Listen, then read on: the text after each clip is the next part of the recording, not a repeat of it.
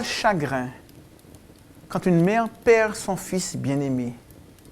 C'est toujours douloureux de ne plus avoir avec soi ceux qui nous ont accompagnés durant la vie. Face à l'échéance fatale de la mort, nous sommes amenés tôt ou tard à nous poser des questions.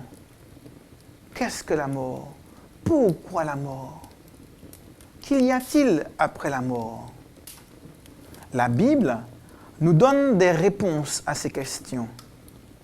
Mais pour comprendre la mort, il faut d'abord comprendre la vie. Dans le livre de la Genèse, au chapitre 2, la Bible nous explique que lorsque Dieu a créé l'homme, qu'il a façonné la terre et qu'ensuite, il a soufflé le souffle de vie et l'homme est devenu un être vivant. La terre, plus la substance vitale venant de Dieu, nous donne un homme vivant. À l'opposé, le livre de l'Ecclésiaste au chapitre 12 et au verset 8 nous explique qu'à la mort, le souffle de vie retourne à Dieu qui l'a donné, tandis que l'homme, son corps, retourne à la terre. Poussière, l'homme retourne à la terre. On peut l'illustrer avec une lampe de poche. Quand j'ai une pile que je mets en lien avec une ampoule, j'ai la lumière. Par contre, si je sépare la pile que je range dans sa boîte et l'ampoule que je mets à côté, la lumière disparaît. Où est allée la lumière?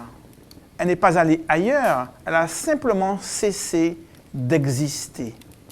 L'Ecclésiaste décrit donc la mort comme étant le retour à l'inexistence.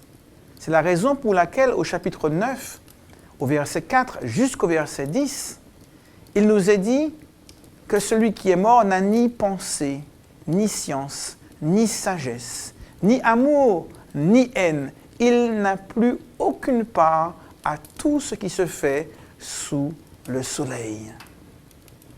Être inexistant peut faire peur. Pourtant, nous avons tous été inexistants.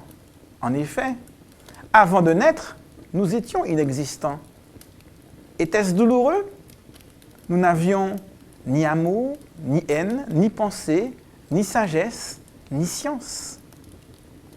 Ce retour à l'inexistence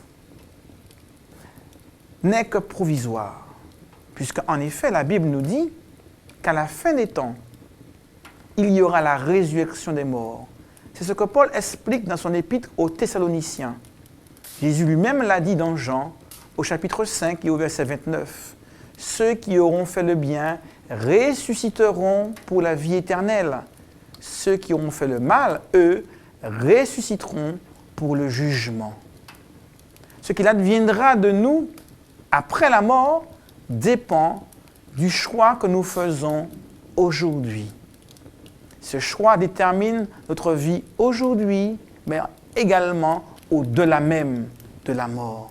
C'est la raison pour laquelle la Bible parle de la mort comme étant un sommeil, un temps de repos entre la vie sur cette terre et la résurrection des morts.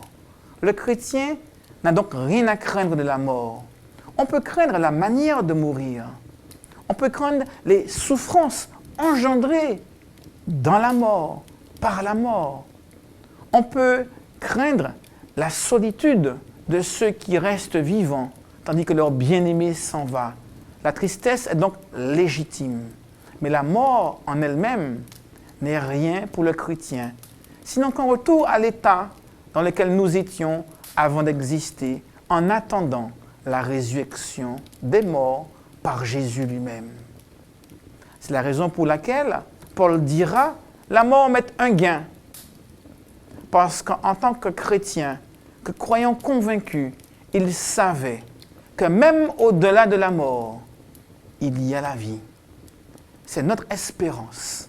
C'est l'espérance que la Bible nous donne pour tous ceux qui aujourd'hui sont confrontés à l'échéance fatale de la mort. Cette espérance est une espérance que nous voulons garder au plus profond de nous, Parce que nous savons que si Christ est ressuscité, c'est parce qu'il a la puissance de ressusciter tous ceux qui lui appartiennent. Et quelle joie ce sera de revoir ceux qui nous ont quittés, de les prendre dans nos bras pour rentrer dans l'éternité. Oui, la Bible nous dit qu'à ce moment-là, il n'y aura plus ni deuil, ni souffrance, ni larmes, car la mort elle-même aura disparu.